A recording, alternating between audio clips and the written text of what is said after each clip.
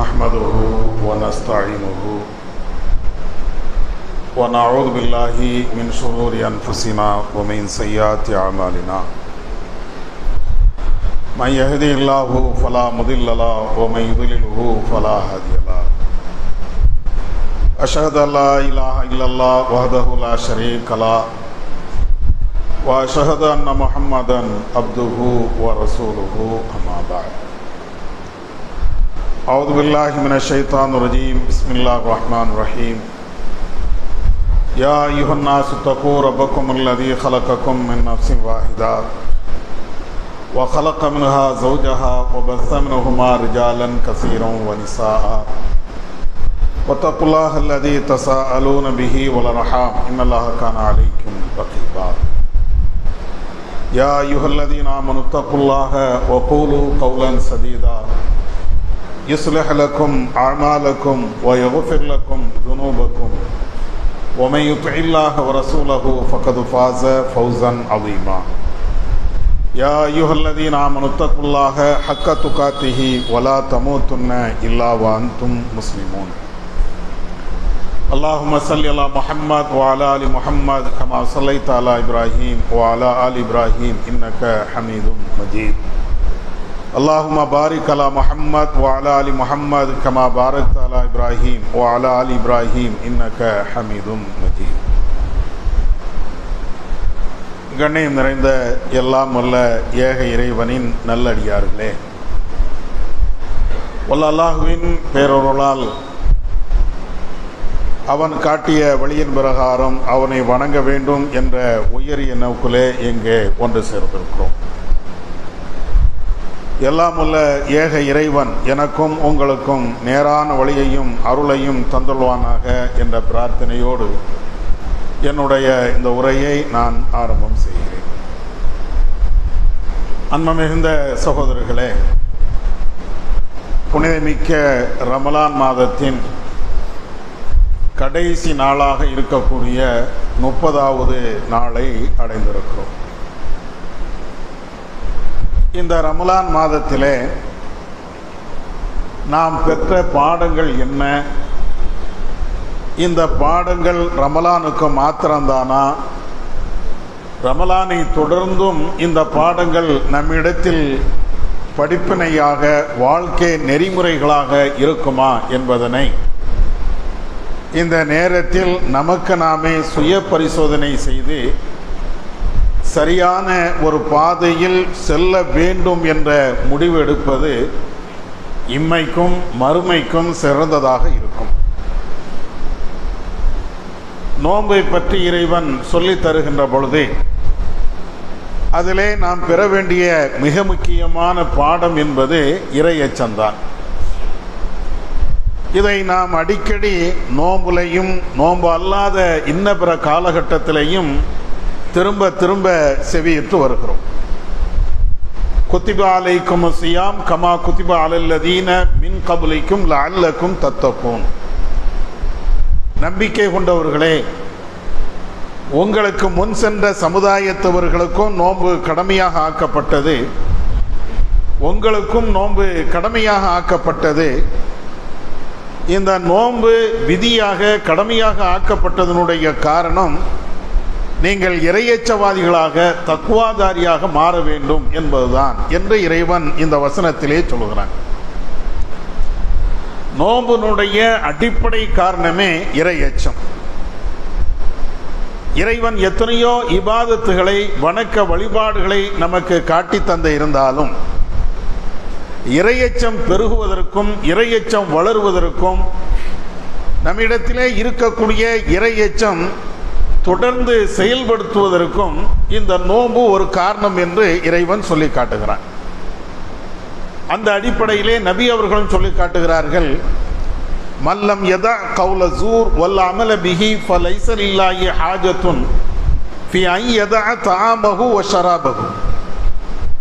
ஒரு மனிதர் நோன்பு வைத்திருக்கக்கூடிய காலகட்டத்திலே பொய்யான பேச்சுக்களை விட்டுவிடவில்லை என்றால், பொய் சத்தியங்களை விட்டுவிடவில்லை என்றால், அதுபோன்ற செயல்பாடுகளையும் விட்டுவிடவில்லை என்றால், அபூதாவுனுடைய ரிவாயத்திலே வல் ஜஹ்ல அறியாமைத்தனத்தையும் முட்டாள்தனத்தையும் ஒரு மனிதர் விட்டுவிடவில்லை என்றால் ஃபலைஸல் இல்லாஹி ஹாஜத்துன் ஃபி அன் யதஅ தஆமஹு வ ஷராபா, இந்த ரமலான் மாதத்திலே அவர் தன்னுடைய உணவையும் குடிப்பையும் நிறுத்திக் கொள்வதனால் இறைவனுக்கு எந்த தேவையும் இல்லை என்று நபி அவர்கள் சொல்கிறார்கள்.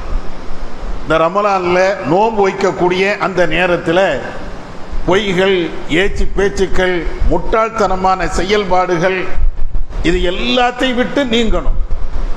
ஏன் நபி அவர்கள் இப்படி சொல்கிறார்கள்? வெறுமென்ன பசியோடு தாகத்தோடு இருப்பதல்ல நோம்பினுடைய காரணம். உலகத்தில் கோடான கோடி பேர் இன்னைக்கும் பசியோடு இருக்கிறாங்க. அது உணவு கிடைக்காமல், குடிநீர் கிடைக்காமல், வாய்ப்புகள் கிடைக்காமல் எத்தனை பேர் பட்டினி இருக்கிறாங்க.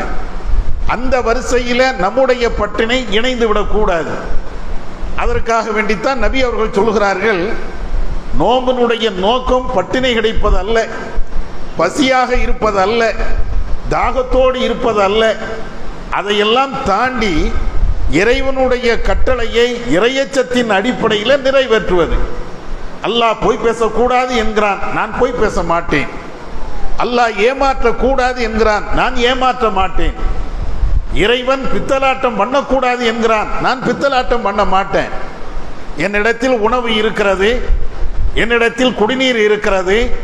நான் நினைத்தால் குடிக்கலாம், நான் நினைத்தால் சாப்பிடலாம், நான் நினைத்தால் எதுவும் செய்யலாம்.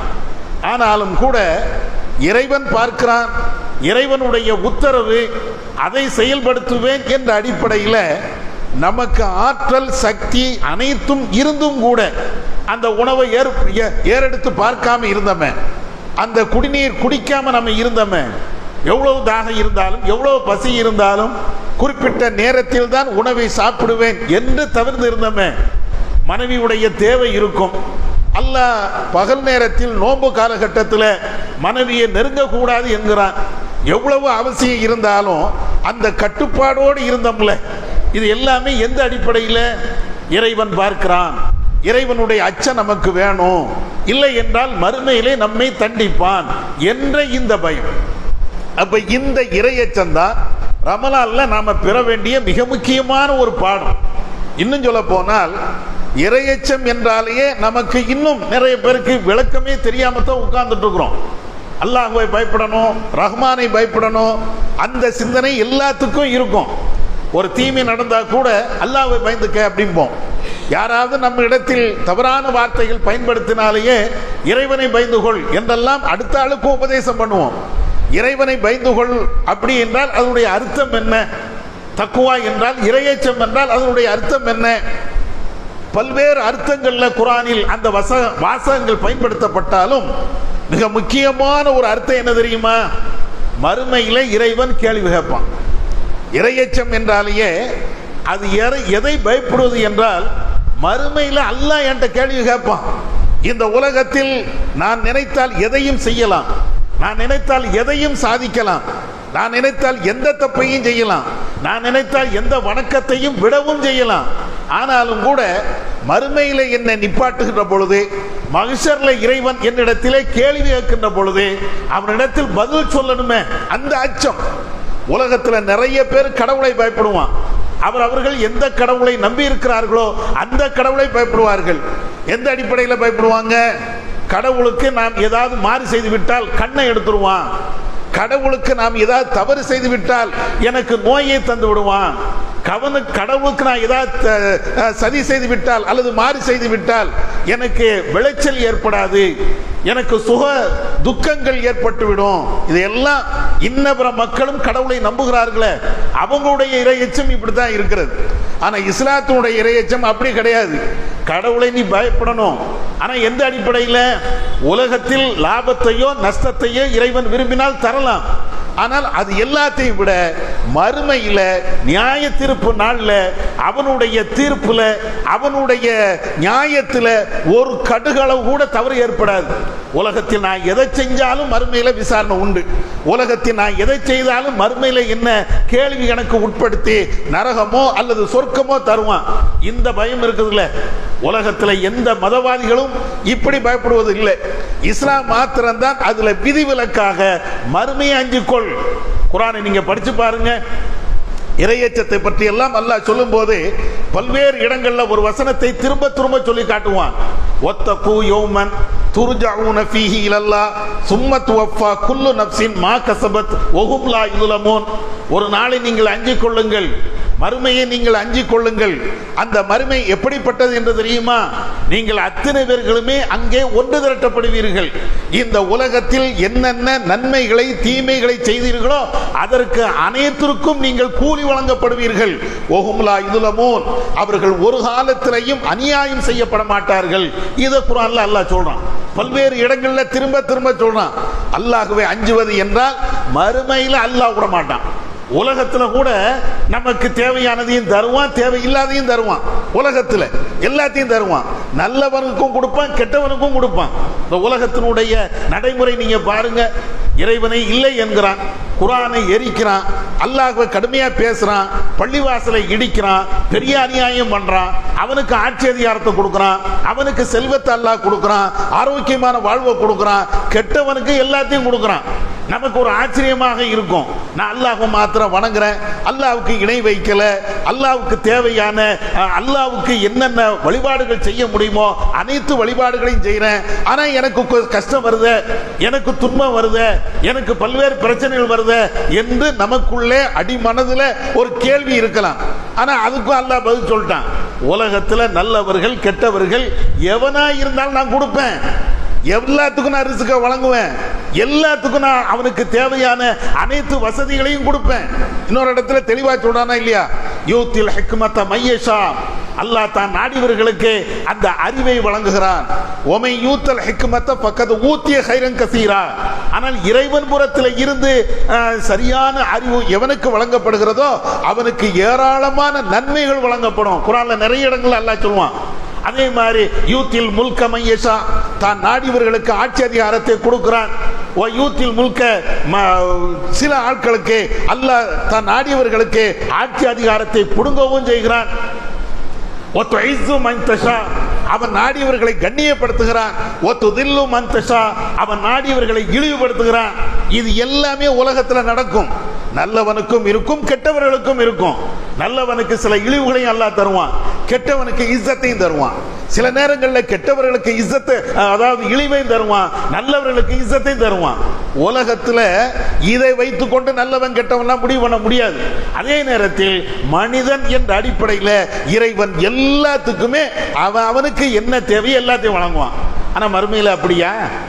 நல்லவர்கள் கெட்டவர்கள் எல்லாத்துக்குமே நல்லதையும் கெட்டதையும் இப்படி வழங்குவானா? இல்ல. நல்லவர்களுக்கு நல்லது மட்டும்தான், கெட்டவர்களுக்கு நரகம் மட்டும்தான். குர்ஆன்ல எல்லா இடத்துலையும் பாருங்க. உலகத்தினுடைய நிலை வேறு, மறுமையினுடைய நிலை வேறு. உலகத்துல எல்லாத்துக்கும் கொடுக்கலாம். ஆனா மறுமையில நல்லவர்களுக்கு நல்லது மட்டும்தான் கொடுப்பான். அவர்களுக்கு நரகத்தை அல்லாஹ் கொடுத்துட மாட்டான், ஒரு கஷ்டத்தை அல்லாஹ் கொடுத்துட மாட்டான், துன்பத்தை மறுமையில கொடுத்துட மாட்டான். ஆனா உலகத்துல என்னன்னாலும் கொடுப்பான். அதே நேரத்தில் கெட்டவர்களுக்கு நரகம் மட்டும்தான் பரிசு. குர்ஆன் ஃபுல்லா நீங்க படிச்சு பாருங்க. அதனாலதான் இறைவன் இந்த வசனத்துல மீண்டும் அழுத்தமாக சொல்லி காட்டுகிறான். நீ உன்கிட்ட இறையச்சம் இருக்குதா? அல்லாஹ்வுடைய பயம் இருக்குதா? அப்படி என்றால் மறுமையை நீ அஞ்சிப்பார், ரஹ்மானை நீ அஞ்சிப்பார், விசாரணையை நீ அஞ்சிப்பார். நல்லது மாத்திரம் கொடுக்கப்படுகின்ற அல்லது கெட்டவர்களுக்கு கெட்டது மாத்திரம் வழங்கப்படுகின்ற அந்த நாளை நீ பயப்படு. அப்ப இறையச்சம் என்பது அல்லாஹ்வை பயப்படுவது என்றால் மறுமையில விசாரிப்பான், நம்மளை அங்க இங்கே அசைய விட மாட்டான். எத்தனை ஹதீஸ்கள் இருக்கிறது, 1 to 1 விசாரணை. ரஹ்மான் நம்ம முன்னால இருப்பான், நம்ம அவனுக்கு முன்னால இருப்போம். அல்லாஹ் நம்மிடத்துல நேரடியாக கேட்பான், என்னடா தொழுதியா, நோன்பு வச்சியா, பித்தலாட்டம் பண்ணியா, அடுத்தவன் சொத்து ஆட்டையை போட்டியா, அடுத்தவன்ட்ட அவனுடைய காசை நீ அபகரிச்சியா, எல்லாத்தையும் கொண்டு வா. என்ன பதில் சொல்ல முடியும்? இறைவன்கிட்ட நேருக்கு நேராக நின்று பேசுகின்ற பொழுது அப்ப நம்மளால என்ன பதில் சொல்ல முடியும்? எல்லா கேள்வியும் வரத்தானே செய்யும். இதை பயந்துக்கங்கிறான். இறை எச்சம் என்றாலேயே மறுமையை அஞ்சு கொள்வதுதான், அல்லாஹ்வை அஞ்சு கொள்வதுதான், விசாரணையை அஞ்சு கொள்வதுதான். அங்கு நடக்கக்கூடிய நல்லது கெட்டது, அந்த விசாரணை, அதுக்கு பின்னால நரகம், இது எல்லாத்தையும் பயப்படுவதுதான். அதனாலதான் குர்ஆன்ல இன்னும் சில இடங்கள்லாம் சொல்லுவான், ஒத்தகுன் நார் அல்லதி குன்தும், நரகத்தை நீங்கள் அஞ்சிக் கொள்ளுங்கள். அது காபிர்களுக்காக, இறைவனை நிராகரிக்கக்கூடியவர்களுக்காக அல்லது கெட்டவர்களுக்காக தயார் செய்யப்பட்டு இருக்கிறது. எத்தனை இடத்துல அல்லாஹ் சொன்னான், நரகத்தை பயந்துக்க, நரகத்தை பயந்துக்க. எல்லாமே எதை நமக்கு பாடமாக சொல்லி தருகிறது என்றால், இறையச்சம் என்பது மறுமையின் அஞ்சிக்கப்பா. அந்த மறுமையை அஞ்சிட்டா எல்லாமே சரியாக ஆயிடும். தனிமையில உட்கார்ந்து நீங்க யோசிச்சு பாருங்க. இந்த இறையச்சம் தான் வரணும்னு இஸ்லாம் சொல்லுகிறது, வேற இறையச்சம் இல்லை. உலகத்துல மற்ற விஷயங்கள்லாம் நம்ம பயப்படுவோமா இல்லையா? ஒரு பாம்பை பார்த்தா பயம், ஒரு வலுவான ஆட்களை பார்த்தால் பயம். அதே மாதிரி இறைவன் நம்ம முன்னால வந்தால் பயப்படலாம், ஆனா நம்ம முன்னால தான் அவனை தான் பார்க்க முடியாத. அப்ப அந்த மாதிரி பயத்தை இறைவன் சொல்லல. எந்த பயத்தை சொல்லுகிறான் என்றால், கண்டிப்பாக மறுமையில உன்னை பிடிப்பேன் அப்படிங்கிற பயம். இது வந்து விட்டது என்றால் சரியாக தொழுகை இருக்கும், சரியாக இபாதத்து இருக்கும். பொய் பித்தலாட்டங்கள், ஏமாற்றுதல், மோசடி செய்தல், அநியாயம் பண்றது, அக்கிரமம் பண்றது, ஃபித்னா பேசுறது, அடுத்த ஆள் ஒரே புறம் பேசிக்கிட்டே திரிகிறது, இத மாதிரி என்னென்ன தீமைகள் இருக்கிறதோ எல்லாம் போயிடும். ஒரு உட்கார்ந்து யோசிச்சு பாருங்க, தனிமையில உட்கார்ந்து யோசிச்சு பாருங்க. நாளைக்கு இறந்து போயிடுவோம், செத்தே போயிடுவோம். ஒவ்வொரு ஆட்களுக்கும் மரண நிச்சயம். நம்ம மௌத்தானது உடனேயே இறைவன் புறத்தில் இருந்து வருகின்ற அந்த வானவர்கள் விசாரிப்பாங்களா இல்லையா? இன்னும் சொல்ல போனால் சக்கராத்து நிலையே அந்த நிலை வந்துடும். சக்கராத்து ஹாலிலேயே அந்த நேரத்திலேயே அந்த சொர்க்கம் அல்லது நரகம் நமக்கு எல்லாமே காட்டப்பட்டுரும். உலகத்தில் கடைசி நிமிடத்தில் இன்னும் கொஞ்ச நேரத்தில் என் ரூஹு பிரிய போகுது, வானவர்கள் வந்து விட்டார்கள் என்றால் எனக்கு எல்லாமே தெரியும். அல்லாஹ் குர்ஆன்ல சொல்லி காட்டுகிறான், வலன்ன அன்னஹுல் ஃபிராக். சக்கராத்து ஹால்ல இருக்கக்கூடிய அந்த மனுஷனுக்கு இந்த உலகத்தை விட்டு நான் பிரிய போகிறேன், என் ரூஹை எடுப்பதற்கு, என் உயிரை எடுப்பதற்கு இதோ வானவர்கள் வந்து விட்டார்கள் என்று அவனுக்கு தெரியும். யாருக்கு தெரியும்? சம்பந்தப்பட்ட சக்கராத்து ஹால்ல இருக்கக்கூடிய எவனாக இருந்தாலும், முஸ்லிமா இருந்தாலும் முஸ்லிம் அல்லாதவர்களா இருந்தாலும் அத்தனைவருக்கும் தெரியுமா? ஆனா சுத்தி இருக்கக்கூடியவங்க தான், அவர் ஏதோ ஒரு நோயில இருக்கிறாரு, அவருக்கு ஒரு அட்டாக் வந்துருச்சு அல்லது வேற ஏதாவது பிரச்சனை இருக்கிறது, டாக்டர்கிட்ட ஓடுவோம், மந்திரிச்சு பார்ப்போம் என்று மற்றவங்க பேசிக்கிட்டே இருப்பாங்களாம். அல்லாஹ் அப்படி சொல்லி காட்டுகிறான், வலன்ன அன்னஹுல் ஃபிராக் வல்தஃபத்திஸ் ஸாகு பிஸ்ஸாக் இலா ரப்பிக யௌமைதினில் மஸாக். அவனுடைய கெண்டை கால்கள் அப்படியே மாறி மாறி பின்னி துடிதுடித்துக் கொண்டே இருப்பான். அந்த நேரத்தில் தான் நம்ம உலகத்தை விட்டு பிரிய போறோம். இவன் எல்லாம் பேசிட்டு இருப்பான், வகையில மன்றா, மந்திரிக்கக்கூடியவன் யார், டாக்டர் எங்க இருக்கிறாங்க, ஆம்புலன்ஸ் கூட்டு வா, அந்த அந்த ஆஸ்பத்திரிக்கு போ, இந்த ஆஸ்பத்திரி இருக்கிறான பாரு, யாராவது உதவிக்கு வருவாங்களா? சுத்தி இருக்கக்கூடியவங்க அவனுடைய உயிரை காப்பாற்றுவதற்காக வேண்டி துடி துடிச்சுக்கிட்டே இருப்பாங்க. ஆனா சம்பந்தப்பட்டவனுக்கு போடா, எந்த டாக்டர் வந்து என்னடா என்ன செய்ய முடியும்? இதோ வானவர் என் கண்ணு முன்னால் நிற்கிறாரு, ரூகை எடுக்கிறதுக்கு ரெடியா இருக்கிறாரு, நீ யாரை கூப்பிட்டு என்ன புண்ணியம்? அவருக்கு அது நல்லா தெரியும். ஆனால் அவருக்கு தெரியக்கூடிய விஷயம் அவரை சுற்றி இருக்கக்கூடிய நமக்கு யாருக்கும் தெரியாது. அதையும் குர்ஆன்ல அல்லாஹ் சொல்றான், மலக்குல் மௌத் வருகின்ற பொழுது அவர் பார்ப்பாரு, உங்களால பார்க்க முடியாதுங்கிறான். அந்த சம்பந்தப்பட்ட ஆள் பார்ப்பாரு, உங்களால அந்த வானவரை பார்க்க முடியாது. இதையும் குர்ஆன்ல சொல்றான். அப்படி அந்த வானவர் வந்து நல்லவர்களாக இருந்தால் அவர் எடுக்கக்கூடிய அந்த ரூஹை எடுக்கக்கூடிய அந்த விதத்தை நீங்க பாருங்களேன். சலாமுன் அலைக்கும், நல்லா இருக்கீங்களா? நல்லவர்களாக நம்ம இருந்தோம்னா, இறையச்சத்தோடு வாழ்ந்து இறையச்சத்தோடு நம்முடைய வாழ்க்கை கழியுது அப்படின்னு சொன்னா, அந்த வானவர் வந்த உடனே அஸ்ஸலாமு அலைக்கும், நல்லா இருக்கீங்களா, போமா, ரெடியா இருக்கிறீங்களா? அந்த வார்த்தை எவ்வளவு அற்புதமான ஒரு வார்த்தை, எவ்வளவு அழகான ஒரு வார்த்தை. அதை அந்த வானவர்கள் சொல்லுவாங்க. கெட்டவர்களாக இருந்தால் யத்ரிபூன வுஜூஹஹும் வ அத்பாரஹும், அவருடைய முகத்திலையும் அவருடைய முதுகிலையும் அந்த வானவர்கள் அடிப்பார்கள். குர்ஆனுடைய வசனம். எப்போ? உலகத்தில் இருக்கும்போது தான், மறுமையில் உள்ள நிலை அல்ல. ரூஹு பிரிகின்ற அந்த நேரத்தில் அந்த மனுஷன் கெட்டவனாக இருந்தால் முதுகுல 4 குத்து, வாயில 4 குத்து, முகத்துல 4 குத்து அடிச்சு, வட மூதேவி எங்கடா இவ்வளவு நாளா இருந்த, எல்லாம் அடி. நல்லவர்களாக இருந்தால் அந்த இடத்துல எல்லாமே தெரியும். அதுக்காண்டி சொல்ல வரேன், மறுமையில நடக்கிறது தனி விஷயம், ஆனா உலகத்திலேயே அதை அவன் சந்திப்பான். அதுக்கு பின்னால கபர்ல கொண்டு போய் வச்சான், அங்கேயும் விசாரணை தானே. அங்கேயும் 2 வானவர்கள் வருவார்கள்.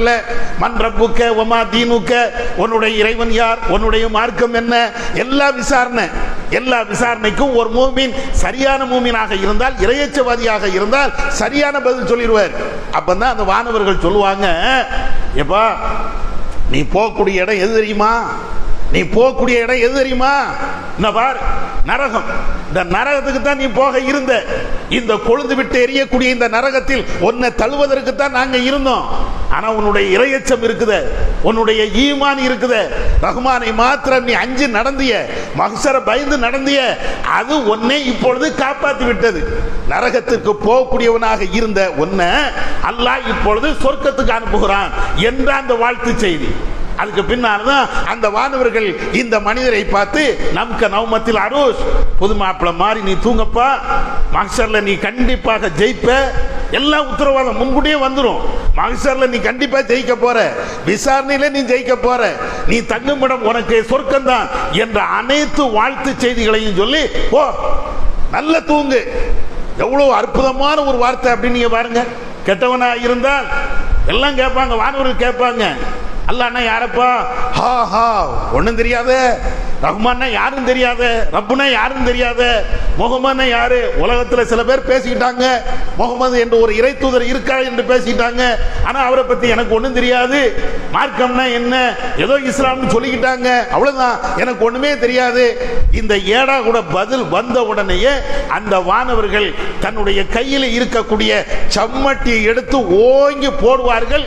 அவன் ஒரு அலறல் சத்தம் போடுவான், கடுமையான அலறல். என்ன, எந்த அளவுக்கு, நபிகள் நாயகம் ஸல்லல்லாஹு அலைஹி வஸல்லம் அவங்க சொல்றாங்க, அவன் போடுகின்ற அலறல் சத்தத்தை, அவன் போடுகின்ற அந்த சப்தத்தை உலகத்தில் இருக்கக்கூடிய அனைத்து உயிரினங்களும் செவியேற்கும். இல்லா தக்கலை, 2 சமுதாயத்தை தவிர, ஒன்று மனித சமுதாயம், இன்னொன்று ஜின் சமுதாயம். இந்த 2 சமுதாயத்திற்கும் அது கேட்காது, அலறல் சத்தம் கேட்காது. உலகத்தில் இருக்கக்கூடிய ஆடு மாடு கோழி கழுத குதிரை நாய் பன்னி எதுவாக இருந்தாலும் இவன் அலறுகின்ற அந்த சப்தத்தை அவைகள் கேட்கும். ஒரு கொசு கூட கேட்கும், ஆனா மனுஷனுக்கு கேட்கல. அதுக்கும் ரசூலுல்லாஹ் இன்னொன்னு சொல்லி தந்துட்டாங்க. சஹீஹ் முஸ்லிம்ல இடம்பெறுகின்ற ஒரு செய்தி. ரசூலுல்லாஹ் ஒரு கபர் வழியில இப்படி போய்கிட்டே இருக்கிறாங்க. போகின்ற பொழுது அங்க கபூர்ல நடக்கக்கூடிய அந்த வேதனையுடைய சப்தத்தை ரசூலுல்லாஹ்க்கு கேட்குது. அல்லாஹ் அப்படி கேட்க வைக்கிறான். ரசூலுல்லாஹ்க்கு மாத்திரம் ஒரு தனி ஹாஸாக, அவங்களுக்கு மட்டும் உள்ள ஒரு தனி சிறப்பாக இறைவன் அப்படியே கேட்க வைக்கிறான். அப்படி கேட்க வைக்கும் போது ரசூலுல்லாஹ் சொல்றாங்க, தோழர்களே, ஒரு சப்தத்தை நீங்க கேட்டீங்களா, அந்த சப்தம் உங்களுக்கு கேட்காது, ஆனால் எனக்கு ஒரு ஆசை இருக்கிறது. என்ன ஆசை?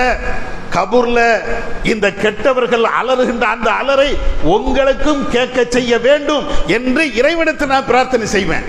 அப்படி பிரார்த்தனை செய்தால் அல்லாஹ் கபூர்ல நடக்கக்கூடிய அந்த வேதனையை, அந்த சப்தத்தை உங்களுக்கு செவியேற்க செய்வான். ஆனா என்ன தீமை ஏற்பட்டுரும் தெரியுமா? இதையெல்லாம் நீங்க காது கொடுத்து கேட்டீங்கன்னு வைங்களேன், கபூர்ல நடக்கக்கூடிய அந்த வேதனை, அந்த அலறல் எல்லாத்தையும் உங்க காதுக்கு கிடைச்சிருச்சுன்னு வைங்க, அதற்கு பின்னால நீங்க யாரையாவது அடக்கம் செய்ய முன் வருவீர்களா? ஒருத்தனை கூட நீங்க அடக்க மாட்டீங்க. ரசூலுல்லாஹ் சொல்றாங்க, எப்படி ஒருத்தனை கூட நீங்க அடக்க மாட்டீங்க. அதனாலதான் கபூர்ல நடக்கக்கூடிய அந்த அலறல் சப்தத்தை உங்களுக்கு கேட்க செய்யாமலேயே நான் ஆக்கி விடுகிறேன், இறைவன் ஆக்கி விடுகிறான் ரசூலுல்லாஹ் சொல்றாங்க. அப்படின்னா என்ன அர்த்தம் புரியுதா?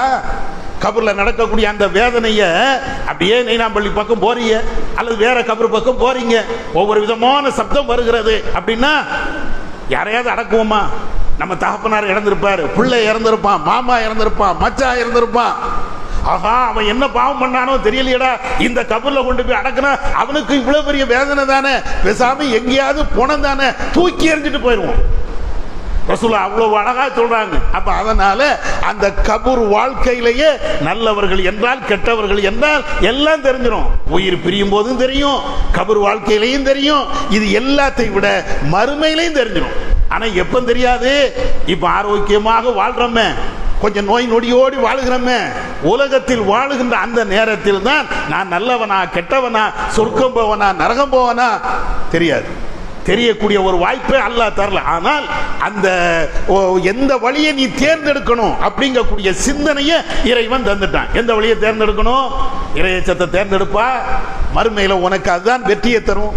இன்னும் சொல்ல போனா குர்ஆன்ல அல்லாஹ் சொல்றான், அலா இன்ன அவுலியா அல்லாஹி லா ஹவுஃபுன் அலைஹிம் வலா ஹும் யஹ்சனூன். நீங்க பாருங்களேன், அவுலியாக்களுக்கு இந்த வசனத்தை தான் படிப்பாங்க. ஆனா அந்த வசனம் இறையச்சத்திற்கு எவ்வளவு உத்தரவாதம் தருகின்ற ஒரு வசனம் பாருங்க.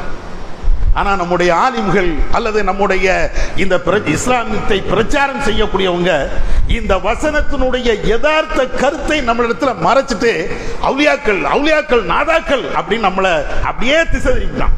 அந்த வசனத்தை அப்படியே நீங்க படிச்சு பாருங்க.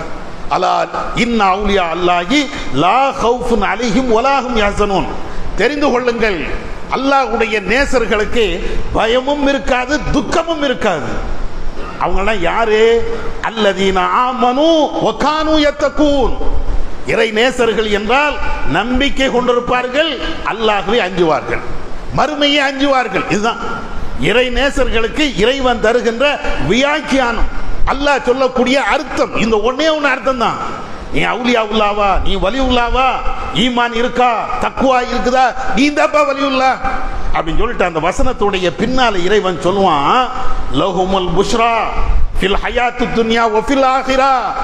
இந்த இறையச்சவாதிகளுக்கு, ஈமானோடு இறையச்சம் இருக்குது, இந்த இறையச்சவாதிகளுக்கு உலகத்திலையும் நற்செய்தி, மறுமையிலையும் நற்செய்தி. அவங்க கவலைப்பட மாட்டாங்க, துக்கப்பட மாட்டாங்க. அப்படின்னா என்ன அர்த்தம்? இறையச்சவாதிகளுக்கு துன்பமே வராதுன்னு அர்த்தம் இல்லை. நல்லா விளங்கிக்கணும். இறையச்சவாதிகளுக்கு நோயே வராதுன்னு அர்த்தம் இல்லை. இறையச்சவாதிகளுக்கு வறுமையே வராதுன்னு அர்த்தம் இல்லை. வரும்பா, நோய் வரும், துன்பம் வரும், கஷ்டம் வரும், எல்லாம் வரும். ஆனா உனக்கு கவலை இருக்காது. ஏன்? இன்னா லில்லாஹி வ இன்னா இலைஹி ராஜிஊன். என்ன துன்பம் ஒரு மூமினுக்கு வந்தாலும், என்ன நோய் வந்தாலும், என்ன கஷ்டம் வந்தாலும் இறைவன் எனக்கு தந்தாப்பா, நான் பொறுமையா இருக்கிறேன். முடிஞ்சு வச்ச, என்னடா கவலை? எவ்வளவு நோய் வரட்டுமே, என்ன கவலை எனக்கு? அதான் அல்லாஹ் சொல்லித்தாரான். உன்கிட்ட இறையச்சம் இருந்ததுன்னா, வறுமையே உன்னுடைய வாழ்க்கையே இருந்தாலும் உனக்கு அதை பற்றி உள்ள கவலை, அதை பற்றி உள்ள அச்சம் உனக்கு இருக்காது. நிறைய பேர் இன்னைக்கு நம்மள்ட்ட பாடம் நடத்துவான், ஒழுங்கா படிடா, எதிர்காலம் நாசமா போயிரும். சரியான வார்த்தை தான். அந்த அச்சத்தை உணர்த்துறாங்களா இல்லையா? ஆனா இறைவன் என்ன சொல்றான்னா, ஒவ்வொரு மனுஷனுக்கும் அவனுக்கு உண்டான ரிஸ்கை நான் தந்தே தீர்வேன் இறையச்சத்தோடு நீ வாழ்ந்தால். ஓமை எருசுக்கு ஓமை எத்தத்தில்லாக எருசுக்கு மின் ஹைசு லா யஹ்தசிப். யார் இறைவனை அஞ்சி பயந்து, மறுமையை அஞ்சி பயந்து நடக்கிறார்களோ அவர்கள் அரியாபுரத்தில் இருந்து அவர்களுக்கு ரிஸ்கை நான் வழங்குவேன். அதனால எல்லாத்துக்கும் அல்லாஹ் தருவான். நல்லவர்கள் கெட்டவர்கள் எல்லாத்துக்கும் தருவான். குறிப்பாக இறையச்சவாதிகளுக்கு அல்லாஹ் தருவான். ஒரு சமயம் இல்லாம இருந்தாலும் நமக்கு கவலை இருக்காது, துக்கம் சாதாரணமா எடுத்துட்டு போயிடுவோம். சாதாரணமா எடுத்துட்டு போயிடுவோம். நீங்க ஹதீஸ் எல்லாம் நீங்க பாருங்களேன், இறையச்சம் உள்ள அந்த நபி தோழர்களுடைய வாழ்க்கையை நீங்க பாருங்க, உங்களுக்கு எல்லாத்துக்கும் தெரியும், அடிக்கடி நீங்க கேள்விப்படுவீங்க. அபூ தல்ஹாவுடைய பிள்ளை இறந்து போயிட்டாங்கல்ல, அவங்க மகன் இறந்துட்டாங்க. மகன் இறந்ததுக்கு பின்னால உம்மு சலமான்னு நினைக்கிறேன் சஹாபா, அப்ப அவங்களுடைய பிள்ளை இறந்துட்டாங்க. பிள்ளை இறந்ததற்கு பின்னாடி அவங்க என்ன செய்யறாங்கன்னா, ஜனாசா வீட்டில் இருக்கும் போதே இரவு நேரத்தில் தன்னுடைய கணவனோடு இல்லறத்தில் கூறாங்க. அடுத்த நாள் காலையில் அவர் கேட்கிறாரு கணவர்கிட்ட, பிள்ளை எங்கம்மா? அல்லாட்ட போயிட்டாரு, இறந்துட்டாங்க. இறந்த நிலையிலேயேமா நீ என்கிட்ட இப்படி நடந்த? ஆனா உனக்கு எவ்வளவு மன அழுத்தம், நம்மளா துடிதுடிச்சு போயிருவோமே. ஆனாலும் அவருக்கு அவ்வளவு கஷ்டம். ரசூலுல்லாஹ் வார, அல்லாஹ்வின் தூதரே, என்னுடைய மகன் இறந்திருக்கிறான், அது என் மனைவி மறைச்சிட்டா. மறைச்சது மட்டும் இல்லாம அல்லாஹ், அதாவது என்னோட இல்லறத்தில் ஈடுபட்டாங்க. இது எவ்வளவு வருத்தமான ஒரு செய்தி. நபிகள் நாயகம் ஸல்லல்லாஹு அலைஹி வஸல்லம் அவர்கள் அந்த பிரச்சனையை எந்த விதமான அலட்டல் இல்லாம ஒரே வார்த்தையில சொல்லிட்டாங்க, நேற்று இரவு நீங்க இல்லறத்தில் ஈடுபட்டதின் காரணத்தினால இறைவன் ஒரு குழந்தையை உங்களுக்கு எடுத்துட்டானே, இதை விட தலை சிறந்த பிள்ளைகளை அல்லாஹ் உங்களுக்கு தருவான். அதே மாதிரி அந்த தம்பதிக்கு 9 பிள்ளைகளை இறைவன் கொடுத்திருந்தான். அந்த 9 பிள்ளைகளும் குர்ஆனை மனனம் செய்த ஹாஃபிஸ். இதுதான் என்ன அர்த்தம்? நீ எவ்வளவு துக்கம், பிள்ளையே இறக்கட்டுப்பா, ஒரு நாள் துக்கம் இருக்கும், துக்கமே இருக்காதுன்னு சொல்லல, கவலையே இருக்காதுன்னு அர்த்தம் இல்லை. ஆனால் அது ஒரு பெரிய பொருட்டே அல்ல. மோமின்களுக்கு பெரிய விஷயமே கிடையாது. நானும் போறேன், என் பிள்ளை போயிட்டான், நானே போயிட்டேன், என் பொண்டாட்டி போறது என்ன பெரிய விஷயமா? நான் போயிட்டேன், என்னுடைய உம்மா போறது வாப்பா போறது பெரிய மேட்டரா? இது நம்முடைய கவலையை அப்படியே எடுத்து எங்கேயாவது கொண்டு போயிருங்க. அல்லாஹ் அதுதான் சொல்றான். அதாவது அல்லா இன்ன அவுலியா அல்லாஹ் லா கௌஃபுன் அலைஹிம் வலா ஹும் யஹ்சனூன். நீங்கள் இறையச்சவாதிகளாக இருந்தால், அல்லாஹ்வுடைய வலியாக இருந்தால், உங்களுக்கு ஒரு சின்ன கவலை இருக்காதுப்பா. எதை பற்றியும் அச்சம் இருக்காது. அல்லாஹ் இருக்கிறான்டா. என் வீட்டை இடிக்கிறியா? அல்லாஹ் இருக்கிறான். என்னுடைய சொத்தை அபகரிக்கிறியா? அல்லாஹ் இருக்கிறான். என்னுடைய மானத்தை நீ வாங்கினியா? ரஹ்மான் நாளை மறுமையில எனக்கு அதுக்கு திருப்பி தருவான். இது இருந்தா வேற என்னங்க வேணும்? உலகத்துல வேற என்ன செல்வம் வேணும் நம்மளுக்கு? இந்த இறையச்சம் தான். இந்த இறையச்சம் தான் நமக்கு எல்லா நேரத்திலையும் வேணும். அந்த இறையச்சத்தை நீங்கள் தர்பியத்தை எடுத்துட்டீங்களா? பயிற்சி எடுத்துட்டீங்களா? நோம்பு வச்சமே இந்த இறையச்சம் இருக்கா? நோம்பு வச்சமே இந்த தக்குவா இருக்குதா? இது இருந்தால் போதும். இந்த பாடத்தை நாம பெறணும். கொஞ்சம் அதுல குறை இருந்தா கூட வருகின்ற காலத்தில் இந்த இறையச்சத்தை வார்த்து எடுப்போம். நம்முடைய வாழ்க்கையில அது ஒரு பிரதானமாக வைப்போம். எந்த விஷயமா இருந்தாலும் அல்லாஹ் அல்லாஹ் அல்லாஹ், மறுமை மறுமை மறுமை. நீங்க நினைச்சு பாருங்களேன், எவ்வளவு கவலை வந்தாலும் போயிருங்க. அல்லாஹ் தானங்க மறுமையில் அங்கதானே போறோம். இந்த உலகத்துல எவங்க நிரந்தரமா இருந்தான்? நீ நாளைக்கு இன்னைக்கு செத்தா நாளைக்கு நான் சாவேன், அவ்வளவுதான். யார் நிரந்தரமா இருந்தா? அது உண்மைதானே. அப்ப மறுமையில போயிருவோம். இந்த இறையச்சத்தை வளர்ப்போம். வல்லல்லாஹ் அது போன்ற ஒரு நிலையை நம் அனைவருக்கும் தந்துருவானாக. வாஹிதவானா அல்ஹம்துலில்லாஹி ரப்பில் ஆலமீன்.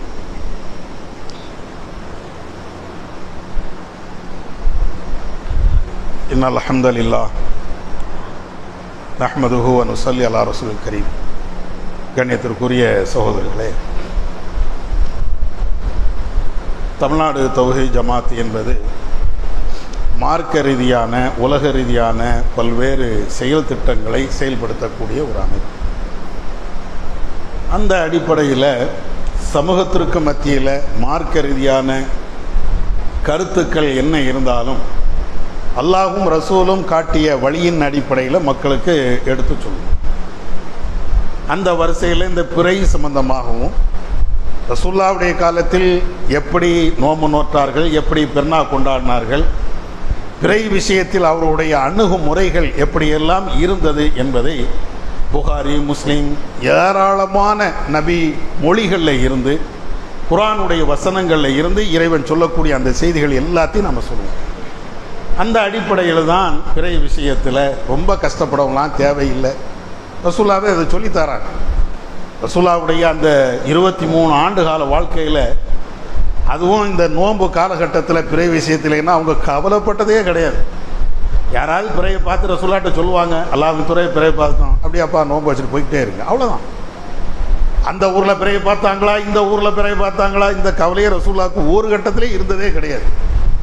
நீங்கள் பிறையை அறிவிப்பீங்களா? எல்லாரும் அறிவிச்சிட்டாங்களே. நம்ம கை காலெலாம் நேரத்தெல்லாம் பாருங்களேன், எல்லாரும் அறிவிச்சிட்டாங்களாம், நீங்க ஏன் அறிவிக்கலை கேட்டுக்கிட்டே இருந்தாங்க. சரி, மனுஷங்கிற அடிப்படையில் அந்த சிந்தனையும் வருகிறது. ஆனால் ரசூலுல்லாஹ்வுடைய காலத்தில் அந்த பதட்டம் கூட கிடையாது. சரி, எப்போ வந்தால் என்ன, சரியான தகவலாக இருந்தாலும் ஏற்றுக்கணும் இப்படிங்கிறதான். இன்னும் சொல்லப்போனால் ரசூலுல்லாஹ் இன்னும் தெளிவாக சொன்னாங்க, இன்னா உம்மத்துன் உம்மியத்துன் லா நக்துபு வலா நஹ்சுபு. பிறை விஷயத்தில் ரசூலுல்லாஹ் சொல்கிறாங்க, எப்பா நம்ம எப்படிப்பட்ட சமுதாயம் தெரியுமா? நம்ம எழுத படிக்காத ஒரு சமுதாயம், பெரிய கணக்கு வழக்குகள்லாம் தெரிகின்ற ஒரு சமுதாயம் அல்ல.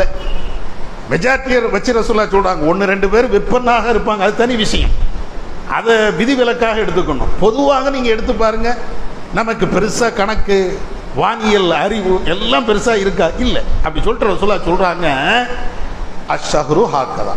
ரசூலுல்லாஹ் அதை எப்படி விளக்குறான்னு பாருங்க. மாதம்னா என்ன தெரியுமா இப்படிங்கிறாங்க. மாதம் 1, 2, அதுக்கப்புறம் 3வது இப்படி சொல்லிட்டு ஒரு கை இப்படிங்கிறாங்க. அப்படின்னா என்னன்னு விளங்குதா? வாயாலேயே ரசூலுல்லாஹ் பேசலை, சைகையில் விளக்குறாங்க ரசூலுல்லாஹ். 10, 10, 20, அதுக்கப்புறம் 30, 3 தடவை இப்படி காட்டுதாங்க. இன்னொரு என்ன செய்கிறாங்கன்னா 10 மாதம்னா என்ன தெரியுமா 10 10 இப்படிங்கிறாங்க. ஒரு விரலை மறைக்கிட்டு இது மொத்தம் எத்தனை 29. இதுதான் ரசூலுல்லாஹ் நம்மளுக்கு சொன்னது. நம்ம ஆட்கள் இன்னைக்கு உட்காந்துக்கிட்டு, அதுவும் இந்த ரமலான் வந்துருச்சுன்னு வைங்களேன், ஃபேஸ்புக்கில் எழுதுகிற பார்த்தீங்கன்னு வைங்களேன், சயின்டிஸ்ட்கள்லாம் தோற்று போயிடுவாங்க. பெரிய பெரிய இந்த வானியல் விற்பனர்கள் இருக்கிறாங்கல்ல, அவங்கெல்லாம் வீட்டுக்கு போயிடுவாங்க. இன்னைக்கு சூரியன் எப்போ மறையுது தெரியுமா, சந்திரன் எப்போ மறையுது தெரியுமா, சவுதியில் எப்படி பிறை பார்க்குறார்கள் தெரியுமா, எப்போ அந்த அலப்பறையை தாங்க முடியலை. ஒருத்தனாவது இந்த அதிசயம் எழுதுறானா? இன்னா உம்மத்துன் உம்மியத்துன். எப்பா நம்ம எழுத படிக்காத சமுதாயம், மாசம்ங்கிறது 29 இருக்கும், 30 இருக்கும். யதார்த்தமாக எடுத்துகிட்டு போ, சாதாரணமாக எடுத்துகிட்டு போ, பாமரத்தனமாக எடுத்துகிட்டு போ அப்படி ரசூலுல்லாஹ் சொன்னாங்களே. இதை என்னைக்காவது சொல்கிறாங்களா? அங்கே அப்படி, இங்கே இப்படி, அங்கே எதுக்குப்பா? எனக்கு அதெல்லாம் தெரியாதா? ஊர்ரா ஒருத்தன் இப்படியே சொல்கிறான்னு வைங்களேன், ஏப்பா நீ சொல்லக்கூடிய சயின்ஸைய மண்டையில் ஏற மாட்டேங்குது, எனக்கு சொல்கிற மாதிரி இருக்கும். ஆனால் ரசூலுல்லாஹ் விளக்குனது படித்தவனுக்கும் புரியும், பாமரனுக்கும் புரியும். இந்த மாதம் 30ன்னு ரசூலுல்லாஹ் விளக்குறாங்களே, 29 விளக்குறாங்களே, பெரிய சயின்டிஸ்டை கூட்டுவாங்க, அவனுக்கும் புரியும். ஒன்றுமே தெரியாது, ஆனால் அவனா தெரியல, ஏபிசிடி தெரியல, ஸ்கூலுக்கே போகலை, அவனுக்கும் புரியும். மார்க்கம்ங்கிறது தாங்க எல்லாத்துக்கும் புரியக்கூடிய விதமாக தான் ரசூலுல்லாஹ் சொல்லுவாங்க. பெரிய பண்டிதர்கள் மட்டும் புரிகிற மாதிரி ரசூலுல்லாஹ் ஒரு காலத்திலும் பேசவே மாட்டாங்க. பெரிய படித்தாட்களுக்கு தான் புரியும், பாமரனுக்கு அது இஸ்லாத்திலே இல்லை. அது வேற எவனாவது கண்டுபிடிச்ச தத்துவம். அது பாமரனுக்கு தான் புரியாது, பண்டிதனுக்கு புரியும் அப்படிங்கிறதுலாம் முட்டாப்பைய கண்டுபிடிச்சது. இஸ்லாத்தினுடைய தத்துவம் அது கிடையாது. இஸ்லாத்தினுடைய தத்துவம் எல்லாத்துக்கும் புரியும். அதனால தானே பிலால் இஸ்லாத்துக்கு வந்தார். பிலால் யாரு? பெரிய பல்கலைக்கழகத்தில் படித்தாளா? ஒரு அடிமைங்க, எழுத படிக்க தெரியாத ஒரு அடிமை, ஒண்ணுமே தெரியாத ஒரு அடிமை. அவருக்கு அல்லாஹ் நேர்வழி காட்டினானா இல்லையா? அவரு குர்ஆனை படிச்சாரா இல்லையா? குர்ஆனை படிச்சு 4 பேருக்கு சொன்னாரா இல்லையா? அதே மாதிரி அன்னைக்கு சல்மான் ஃபாரிசி என்ற பெரிய அறிவாளிகள் இருந்தாங்க, அவங்களுக்கும் அல்லாஹ் நேர்வழி காட்டினானா இல்லையா? இதுதான் இஸ்லாம். படித்தவங்களுக்கும் தெரியும், பாமரனுக்கும் தெரியும். இந்த மார்க்கத்தில் வந்து உட்கார்ந்துக்கிட்டு அந்த சயின்டிஸ்ட் என்ன சொன்னார் தெரியுமா, இந்த வானிலை விஞ்ஞானம் என்ன சொல்லுகிறது தெரியுமா, இடை எனக்கு புரியாதா உர்றானா இல்லை அப்படிங்கிறான். ஆனால் ரசூலுல்லாஹ் ரொம்ப எளிமையாக வாய்ச்சிட்டாங்க. சரி, இப்போ இந்த அடிப்படையில் இறைவனுடைய அருளால் நேற்று பிறகு பார்க்கப்படலை, அதனால நாளைக்கு சனிக்கிழமைன்னு நம்ம அறிவிச்சிருக்கிறோம். ஆனால் நமக்கு ஒரு பேர் வச்சிருக்கிறாங்க. என்ன? இந்த டிஎன்டிஜக்காரன் தௌஹீதை என்னைக்கு சொல்ல வந்தானோ அன்னைக்கு தாப்ப இந்த பிறை குழப்பமே வந்துச்சு அப்படிங்கிறான். நம்ம என்னமோ வந்து புதுசாக நமக்கு வகி வந்ததை இவங்கள்ட்ட இறக்கி வச்ச மாதிரியும், நம்ம வந்து தான் பிறை விஷயத்தில் குழப்பின மாதிரியும் ஒரு சிந்தனையை எப்போ பாருங்க உடனே ஒரு ரெடிமேடாக ஒரு பதிலை வச்சிருப்பான். இந்த டிஎன்டிஜக்காரன் வந்தாப்பா மார்க்கத்தில் குழப்பம் பண்ணிட்டாப்பா அப்படிங்கிறான். சரிப்பா, நாங்கள் தானே குழப்பம் பண்ணோம். இன்னைக்கு உள்ள நிலை என்னன்னு பாருங்க. இன்னைக்கு இப்போ சுன்ன ஜமாத்து தமிழ்நாடு ஃபுல்லாக நாளைக்கு தான் பெருநாள்னு அறிவிச்சிட்டாங்க. நேற்று பிறகு பார்க்கவில்லை அப்படின்னு அறிவிச்சிட்டாங்க. இதே சுன்ன ஜமாத்து குமரி மாவட்டத்தில் பிறைய பார்த்தாச்சு, இன்னைக்கு பெருநாள்னு அறிவிச்சிருக்கான். இப்போ யாரே குழப்பம்? கேள்வி தான். குழப்பவாதி யாரு? அவனும் சுன்ன ஜமாத்து, நீனும் சுன்ன ஜமாத்து. அங்கே இங்கேயும் என்ன பெரிய வித்தியாசம்? குமரி மாவட்டத்துக்கும் நெல்லை மாவட்டத்துக்கும் என்ன பெரிய வித்தியாசம்? குமரி மாவட்டம் நெல்லை மாவட்டத்தினுடைய எல்லையை பாருங்க, பனகுடி. குமரி மாவட்டத்தினுடைய எல்லையை ஆரம்பிச்சு பாருங்க, ஆறுவாய்மொழி மொழி. அதுக்கும் இதுக்கும் ஒரு 5 கிலோமீட்டர் அல்லது 10 கிலோமீட்டர் இருக்கும்.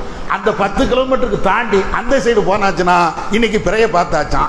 10 கிலோமீட்டர் தாண்டி இந்த சைடு வந்தாச்சுன்னா இன்னைக்கு பிறைய பார்க்கலையாம். ஆனால் 2 பேரும் யாரு? ஒரிஜினல் சுன்ன ஜமாத். பட்டம் மட்டும் நமக்கு குழப்பவாதி. என்னடா இது? பட்டத்தை மட்டும் லேசா தட்டி விட்டு போய்கிட்டே இருப்பாங்க. நம்மளுக்கும் எதை சொல்லுங்க, டிஎன்டிஜக்காரன் தௌஹீதுக்காரன் அவன் அப்படி இவன் இப்படி முரண் பிடிக்கக்கூடியவன் என்னென்ன வாயில வருதோ எல்லாத்தையும் நம்மளை திட்டி அறுத்துறான். இப்போ இன்னைக்கு என்ன செய்ய போறீங்க? பிஐகே பேசட்டுமா? இன்னைக்கு உட்காந்து அவனுக்கு ஒன்று சுன்ன ஜமாத்து இல்லைன்னா அதை அறிவிக்கட்டும், அல்லது பிறையில் அவர்கள் குழப்பம் பண்றார்கள்னு அறிவிக்கட்டும், அல்லது பிறை விஷயத்தில் எங்களுக்கும் அவங்களுக்கும் சம்மந்தம் இல்லை அப்படின்னா அதை அறிவிக்கட்டும். ஏதாவது ஒன்று சொல்லணும்ல. ஆனால் பேசாமல் இருப்பாங்க, கல்லூரி மங்கா மாதிரியே இருப்பாங்க மார்க்க விஷயத்தில். பாக்கி எல்லா நேரத்துக்கும் 20 ரக்காயத்தா மைக்கு பிடிச்சி பேச தெரியுதுல்ல. லைலத்துல் கத்ர் இரவு எது, அதை மட்டும் மைக்கு பிடிச்சி பேச தெரியுதுல்ல. அப்ப இன்னைக்கு பேசணும்ல. குமரி மாவட்டத்தில் எங்க பிறைய பார்த்தாங்க? நீனும் சுன்ன ஜமாத்து, அவனும் சுன்ன ஜமாத்து, எல்லாம் ஒரு தலைமையின் கீழே நீங்க இருக்கிறீங்க. ஒரு தலைமையின் கீழே இருக்கக்கூடிய நீங்க அவர் பிறையை பார்த்தாச்சுன்னு அறிவிக்கிறாரு, நீங்க பிறை பார்க்கலன்னு அறிவிக்கிறீங்க. இந்த குழப்பத்திற்கு என்ன தீர்வு? மக்கள் நான் முட்டாளா? அப்ப நீங்க என்ன நினைக்கிறீங்க? மார்க்க விஷயத்துல உங்களுடைய விளையாட்டு தரம் என்ன? இதுதான் கேள்வி. கடுமையாக விளையாடுறாங்க. நம்ம அடிக்கடி சொல்லுவோம், மார்க்க விஷயத்துல இறையச்சமே இல்லாத அளவிற்கு இவங்க விளையாடுறாங்க. அவங்களுடைய இறையச்சம் நமக்கு தெரியாது. இருந்தாலும் கூட அவங்களுடைய வெளித்தோற்றத்தை பார்த்தோம் என்றால் இறையச்சம் இல்லாதவர்கள் எப்படி நடப்பார்களோ அப்படிதான் அவங்க நடக்கிறாங்க. அப்ப இந்த குழப்பம் என்பது பிறைய விஷயத்தில் உள்ள குழப்பம் என்பது நம்ம வைக்கிறது இல்லை. அதை விட கொடுமை என்ன தெரியுமா? ஒரு 2-3 வருஷம் இருக்கும்னு நினைக்கிறேன். தமிழ்நாடு ஹாஜி அன்னைக்கு அறிவிக்கிறார், எங்கப்பா பிறை பார்த்திய? மாலை காலில் பிறை பார்த்தோன்னு அறிவிக்கிறார். சரி, இப்ப நேற்று கேரளாவில் பிறை பார்த்துட்டாங்களா, எடுக்கணுமா இல்லையா? மாலேகான்ங்கிறது எங்க இருக்குது? மகாராஷ்டிரா மாநிலம், பாம்பே இருக்குதுல்ல, அந்த பகுதியில் உள்ள ஒரு மாவட்டம். அங்க பிறையை பார்த்துட்டாங்களாம். தமிழ்நாடு ஹாஜி இங்க நாங்கள் பிறையை பார்த்து விட்டோம், நோன்பு அல்லது பெருநாள் அப்படின்னு அறிவிக்கிறார். இப்ப நேற்று என்ன கேரளாவில் பிறையை பார்த்துட்டோம் அப்படின்னு அறிவிச்சா நம்ம ஆலிம்சாக்கள், நம்ம தலைமை ஹாஜி பிறையை பார்க்கல. இந்த குழப்பம் என்ன? இதுதான் நம்ம கேட்கறது. குழப்பம்ங்கிறது நாங்க தர்றதா நீங்க தர்றதா? ஆனா இறைவனுடைய அருளால் நம்ம ஜமாத்து காலம் மட்டும் இல்லை, அதற்கு முன்னால இருந்து நம்ம தெளிவான நிலைப்பாட்டில் இருப்போம். கொஞ்சம் கூட அங்க ஒண்ணு இங்க ஒண்ணு, அந்த கிளைக்கு ஒரு சட்டம் இந்த கிளைக்கு ஒரு சட்டம் அப்படின்னு இந்த பிறை விஷயத்துல நம்ம நாடகமானதே கிடையாது. அந்தந்த பகுதியில் பிறையை பார்க்குறீங்களா, எடுத்துட்டு போவாங்க, இல்லையா விட்டுட்டு போயிட்டே இல்லை, அவ்வளவுதான். ரசூலுல்லாஹ் சொன்ன மாதிரி. அதனால இந்த பிறை விஷயத்தில் குழப்பம் என்பது இந்த ஒரிஜினல் சுன்ன ஜமாத் சொல்றாங்க அவங்கள்ட்ட இல்லை, போலி சுன்ன ஜமாத்துக்காரங்கள்ட்ட தான் பிறை விஷயத்தில் இவ்வளவு குழப்பம் இருக்கிறது. அது கண்ணு முன்னால் நம்ம பார்க்கிறோம். நம்ம ரசூலுல்லாஹ் படி நம்ம வாழ்வோம். வல்லாஹ் நம்ம கேட்டதன் அடிப்படையில் செயல்பட அவன் அருள் செய்வானாக. வாஹிர் தஅவானா அல்ஹம்துலில்லாஹி ரப்பில் ஆலமீன்.